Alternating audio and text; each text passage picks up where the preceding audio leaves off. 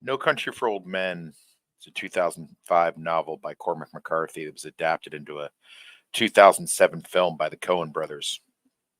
I want to look at the similarities and differences between the two, and maybe, just maybe, I can bring a little something new to it, something that hasn't been discussed by dozens of other YouTubers before. Let's get into it.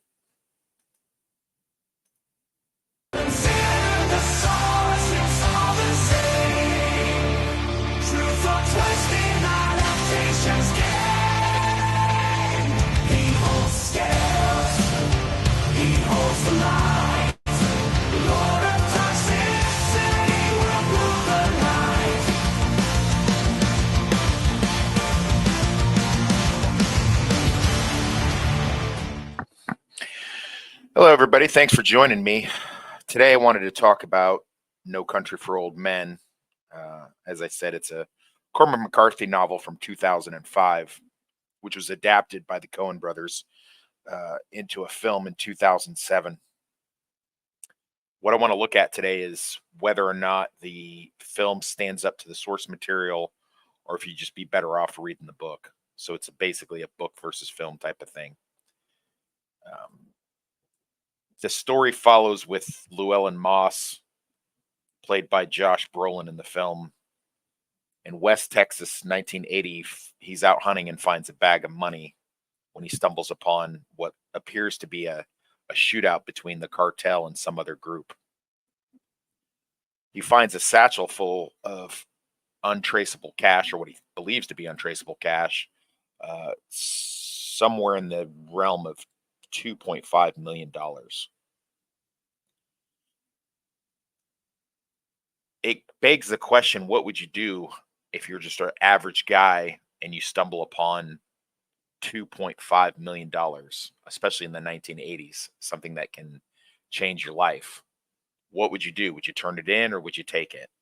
Well, our main protagonist, Llewellyn Moss, decides to take it. And in both the book and the film, what follows is basically a chase movie of a crime thriller where Moss has to outsmart and outrun an extremely dangerous character called Anton Chigurh, hired by one of the criminal syndicates to track down the money and dispose of anybody that was responsible for it. Anton Chigurh in the film is played by Javier Bardem. And an interesting fact about this is that according to an article in Business Insider in 2018, Anton Chigurh, in his part in No Country for Old Men, was considered the most accurate representation of a psychopath on film. And I think it's well earned. Also, the accolades that he got for the film. Both in the book and in the film, he's easily the most dangerous and scary individual you've ever seen put into fiction or otherwise. He's basically an unstoppable force, hunting down Moss with no qualms about killing innocent people or anybody that gets in the way. He's a bit of an enigma. You don't really know where he comes from or what he's all about. All you know is that whatever his mission happens to be, he's going to do it, and God help anybody that gets in his way. Throughout the film, we see Moss trying a bunch of various tactics to try to evade both Chigurh and the cartel that's come after him looking for this money. He has a young wife named Carla Jean. He has her abscond with her mother and plans on meeting up with her later and getting away with the money.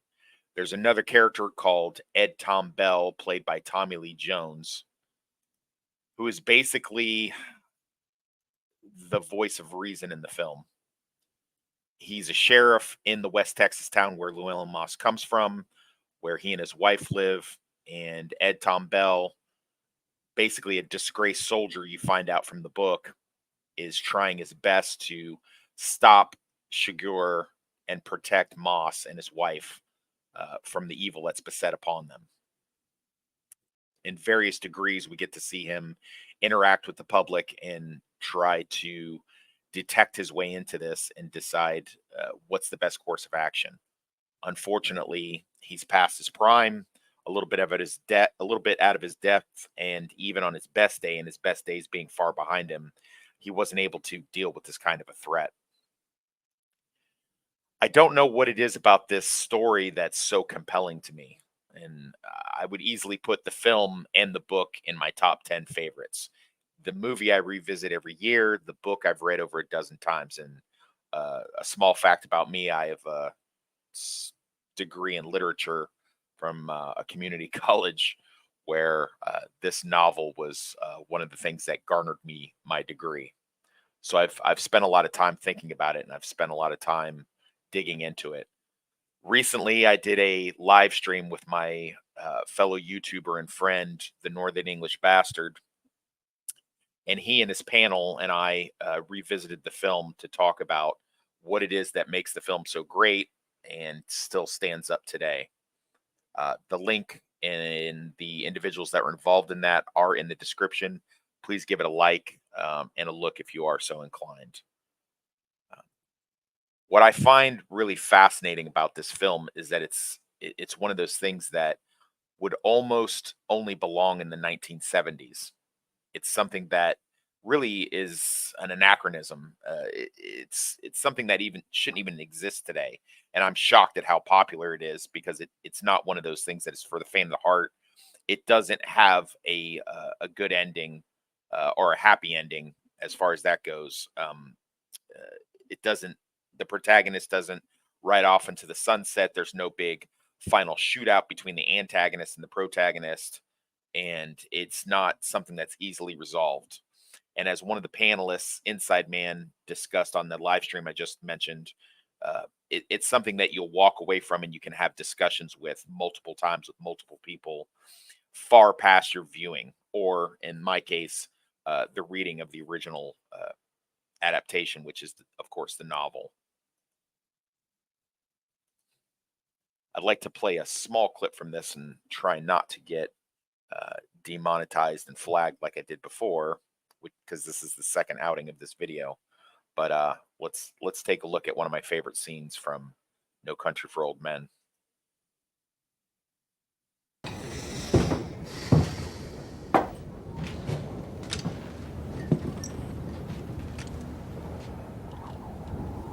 I sent Uncle Mac's thumbbuster and badge over to the Rangers, put it in their museum.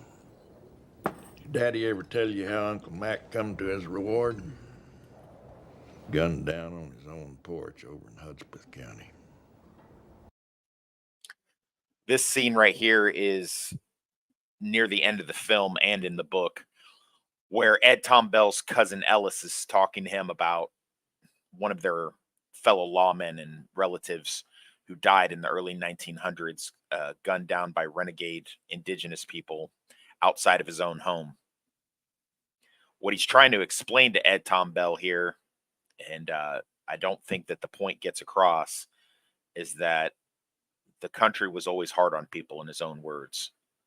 That the job was never easy. That Ed Tom Bell's ideas of a better time and a better place where good prevailed over evil and people had a better sense of values and things weren't always so rancid and difficult, that time never really existed, and that it's kind of a pipe dream, and Ed Tom Bell is looking at things with rose colored glasses.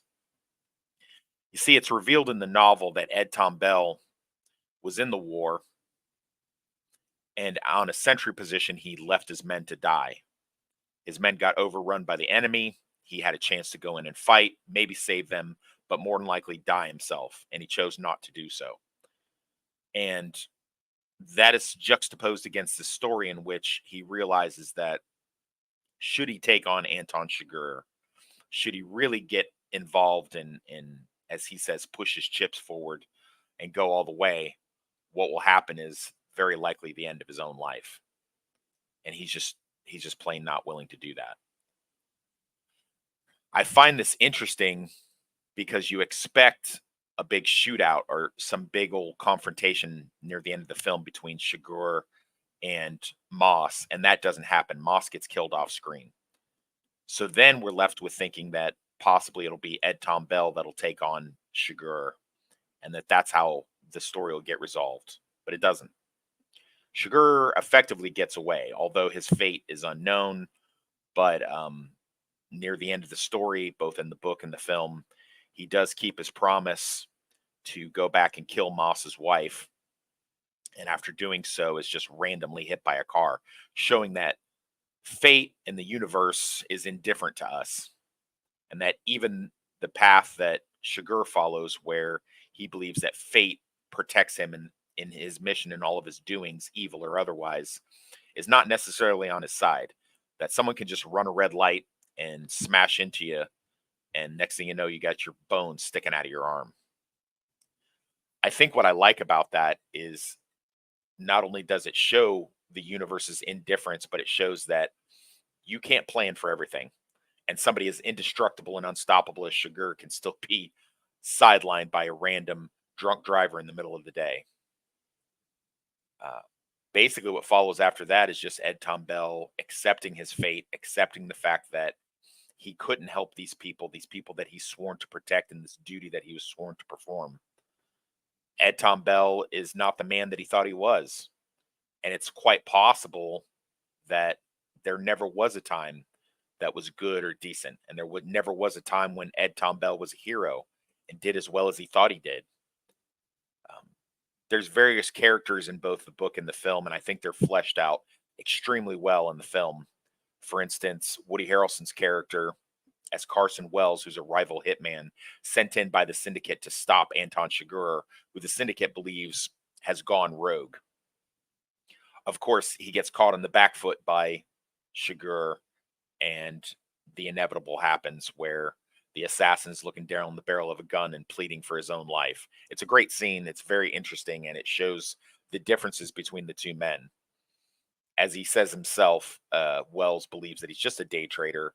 He's just a merc, and he'd be happy to get out of the way and let Chigurh do what he wants to do.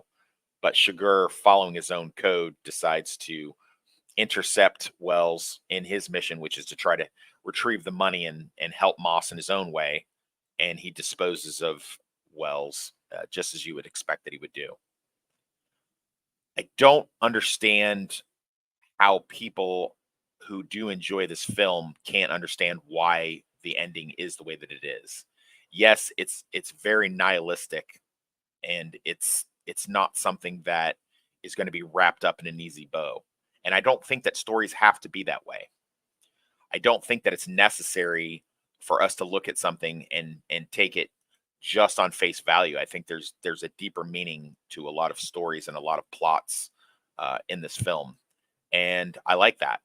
I like how they present it in both the book and the film. Well, let's talk about that for a little bit. So, the Cormac McCarthy novel that the film is based on, there's a lot of differences. Number one, if you're going to endeavor to read the book, which I highly recommend that you do, you need to know a few things. Cormac McCarthy's writing style is not like anything else that you've ever seen before. Cormac McCarthy will write, especially in this novel, characters moving from place to place, saying certain things, and he doesn't give a lot of narration. He doesn't follow the standard tropes that most novels do. He said, she said, third person, first person narrative. He's kind of beyond that and above that in a lot of ways, and it's very jarring when you first read it because you have to kind of follow the narrative.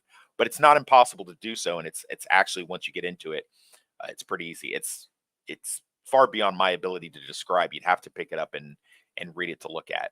He also does little quirky things like have Hispanic characters speak Spanish, and he doesn't translate what it is that they said. You just kind of have to figure it out on your own. So if you're not a Spanish speaker or just not adept in reading plot points or cues, then it's going to be pretty difficult for you. There's a lot of things that are just extremely verbatim from the book. But the book does, as many books will do in a situation like this, it does flesh out certain motivations and gives you some backstory on these characters and what it is that they do and why they do the thing. I do like the fact that in the novel, uh, Carson Wells, the Woody Harrelson character, the rival hitman, his character's fleshed out quite a bit more in the novel. his fate is still the same as it is in the film, but you get to know a little bit more about him and a little bit more where he comes from. Shigur's motivations aren't quite as clear in the novel as they are in the film, so I kind of have to give the film to that. But the things that he does are looked into, like him entering the motel room that Moss was killed in to retrieve the stolen money, him returning the money to its original owner, the head of the crime syndicate in which he works for, and he begins a working relationship with that. None of that is touched on in the film.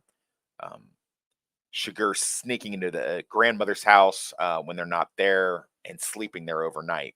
Really creepy, tense scene in the book. Um, there's a scene in the novel where Sheriff Bell interrogates the two boys that witnessed the car accident, and he gets a better lead on Anton Chigurh when you still think there's going to be a confrontation between the two. That doesn't really go anywhere, so I can certainly understand why it was taken out of the film. Um, the book will also explain in detail why the beginning of the film happens. The beginning of the film opens with Anton Chigurh being taken into custody and him having to murder a deputy in order to get out of that custody. In the book, it explains to him that he allowed himself to be arrested after he got into basically a bar fight in the parking lot of a bar and killed a guy. Um, there's a few other things. One of them I'm glad they removed from the film that was originally in the book, which is that the character of Josh Brolin, Llewellyn Moss, picks up a teenage runaway and she travels with him towards the end. She's the one that gets murdered at the hotel, not some random MILF that's hanging out drinking beer by the pool. Uh, it's a little creepy because it's also revealed in the book that Carla Jean, Moss's wife, was like 15 or 16 when he met her coming back from Vietnam, and him being in his 30s, it's a little bad even for early 80s West Texas. So I'm glad they kind of soft shoed that stuff or removed it completely. But the thing about the film, and there's really no getting away from this, is the Coen brothers did such an amazing job of building up tension, of ratcheting things up. And there is tension in the book, but in the film, it's you can almost taste it. The scenery is amazing. The atmosphere is incredible. Um, this scene that we're looking at right here, one of the first confrontations between Chigurh and Llewellyn Moss, in the book, Moss gets the drop on him and just decides to abscond and take off after he finds the transmitter, even though he had the drop on Chigurh and he basically knows who Chigurh is. I find that to be highly improbable and unbelievable. So I think it's done so much more effective and so much better in the film here. And this scene where he knows somebody's creeping up on him, but doesn't quite know who. And he's doing all of his tactics and the things that he knows how to do in order to defend himself. But it's basically fruitless because he's so far out of his depth with this. And I think it does it so much better, and it's so much more believable that, Anton would blow the lock on the door, catch Llewellyn Moss on the back foot a little bit, and then what leads is the shootout in the streets between both Chigurh and Moss, and then the Mexican cartel intercedes, and that's what basically allows Moss to not only wound Chigurh but also escape for what I believe at this point is now the second or third time he's managed to get away with the money, although he is heavily wounded and there's some serious consequences to that. Um, this whole using the cattle uh, prod thing, the air gun, in order to bust locks and also to kill people is just so stunning. I don't think it's ever been done before or since in a film or in a novel, as far as that goes. Uh, Anton Chigurh's character uses it to great effect, and it's so creepy as he moves in on his prey. You can see that he's outside the door. You know what's going to happen. You can hear that slight little hiss of the air compressor uh, gearing up, and then all of a sudden the lights go out. You hear the little air compressor begin, and then Moss kind of just at the last moment figures out what's about to happen and figures out the bad position that he's put himself in. We'll find out later that Moss was actually a sniper in Vietnam. And I think that's the only reason why he lasts as long as he does against a killer that's so sophisticated and um, adaptable as Anton Chigurh. He makes a lot of good moves, like this one right here, where he runs back into the hotel instead of just running down the street and making a bigger target of himself. But ultimately, all of the things that he does, all of the moves that he makes are to no avail. Um, it's a really tough call on this one, but at the end of the day, I think what I have to do is give it to the film, just because the film is so eminently rewatchable. You can put it on with your friends, with your loved ones, and you guys can have a great discussion with it. I think it takes out things from the book that didn't need to be there. And although I believe the book to be a masterpiece, it's one of those things that I don't think it loses anything in its adaptation to film. The source material is incredible. I love it for what it is. I constantly reread it, but it would be very difficult for a novice reader or somebody who doesn't have a lot of time to invest, even though it is a short story as far as novels go. I don't think it's something that, unless you're a Cormac McCarthy fan or you just have to get that out of your system because you've seen the movie and you just want to know a little bit more, I don't think it's something that's an easy read, if I'm being honest. And at the end of the day, the things that were removed in order for it to become a film were well removed. I don't think it takes anything away from the narrative. And I think just the way the Coen brothers put this together and all the acting that's done in this film, I think at the end of the day, I got to give it to the adapted source. So for this one, I'm going to say yes. We're giving it to the we're going to consider the source of this and give it to the film. And that's my take on this. Um, this is my second time recording this. Hopefully, YouTube doesn't shut it down like they did the previous one. I appreciate everybody following me here. And if you're watching this for the second time, thank you for your patience. And hopefully, I've edited out and changed enough stuff where I won't get shadow banned or another copyright strike. Please leave a comment. Let me know what you thought about the film or the book. Which one did you like better? What things do you wish that they would have kept from the book in the film? And let me know, any other source materials you'd like me to talk about. Next week, I believe we're going to be doing The Boys, the comic book versus the adapted TV show. And I might have a special guest host with that one. Again, check out the links in my description where you can go ahead and take a look at the Northern English Bastard rewatch that we did a couple weeks ago. Please give it a like and, follow any of the YouTubers that were attached to it. And, I think they all have great stuff, much better than mine as far as that goes. And I want to thank all the guys that helped me work on this and give me some insight into this great source material that was turned into an even more amazing film. So that's all I got for today. Thanks for hanging with me. Please give me a like, comment, and subscribe if you are so inclined.